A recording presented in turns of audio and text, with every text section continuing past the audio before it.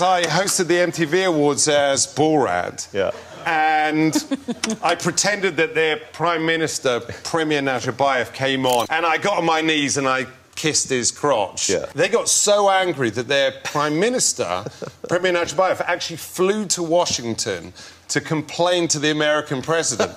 So I heard he was coming, so I thought, bugger this, I'm going to Washington. In response to Mr. Ashikbayev's comments, I like to state I have no connection with Mr. Cohen and fully support my government's decision to sue this Jew.